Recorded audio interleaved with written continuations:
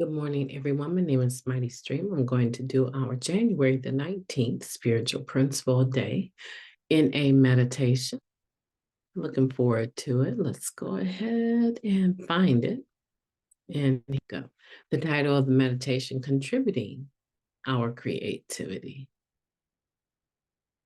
Some of us discover that we have talents for contributing to the world in other ways, whether through our creativity, our empathy, or our addict ability to focus on one thing and do it till it's done.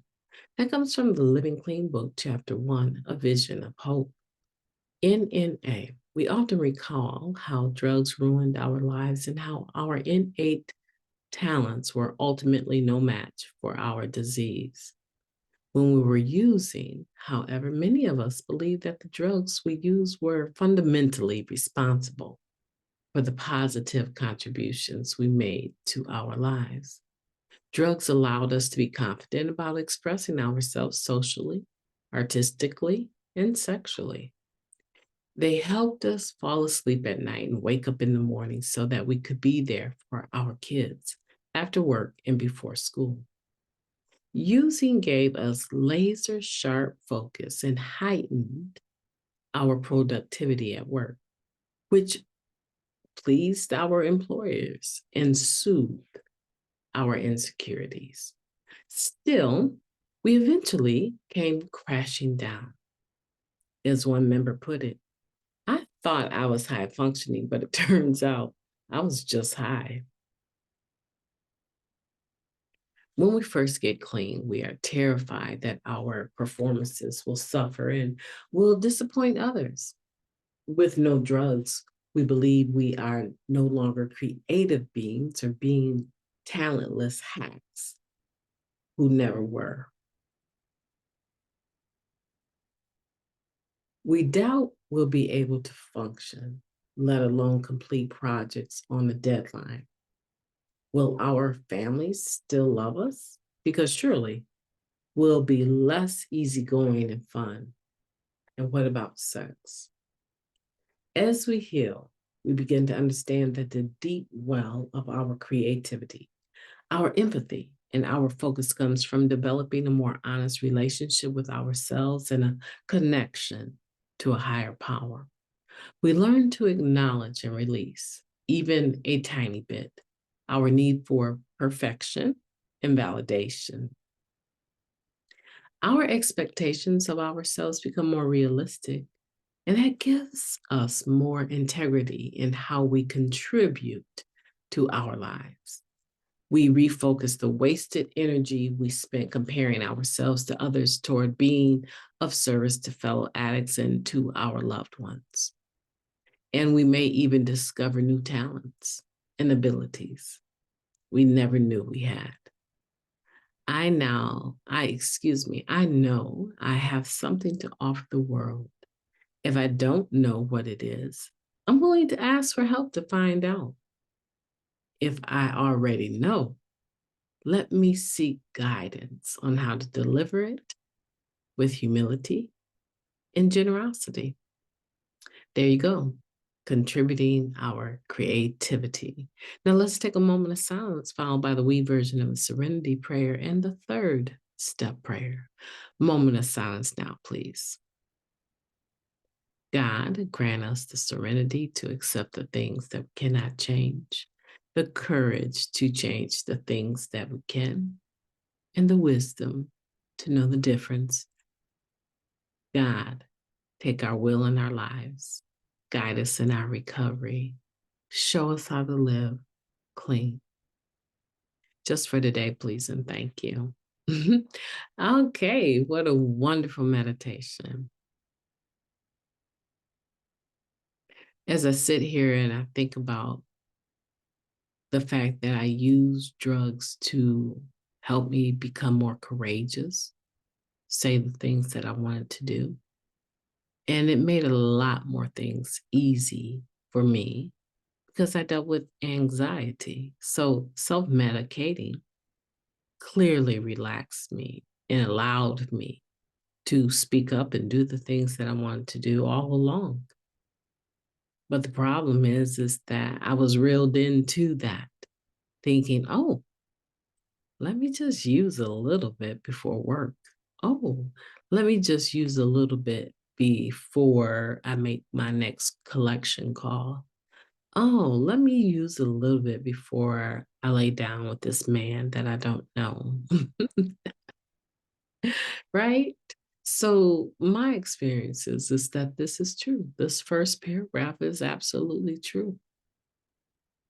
I was reeled in with that because it allowed me to have less inhibitions. But here's the deal: one is too many, and 1,000 is never enough. So I always ended saying, uncle, right? Having to surrender because of the pain of my circumstance and being beaten, being dogged, looking like a fool, and having to deal with the embarrassment that came along with whatever I had done. It always ended up on top. My disease of addiction is what I'm talking about. It always ended up winning. And I always was begging for mercy. Please get me out of this, higher power. That's true for me. So when I decided to get clean, now we're talking about this second paragraph, stick with me, right? When I decided to get clean, I was very concerned about being able to function without using. You know, as I told you, on my first day clean, I ended up with a promotion. And I knew that I didn't deserve that promotion. And so I had that to deal with. That's my experience. I don't know about anybody else. But my first day clean, I was promoted to a very prestigious job. And there were other people that had been there 10 years longer than me that were at the height of that level of pay for that position. And immediately in a day, I was making the same money they were making. I was not prepared for that prestige at all.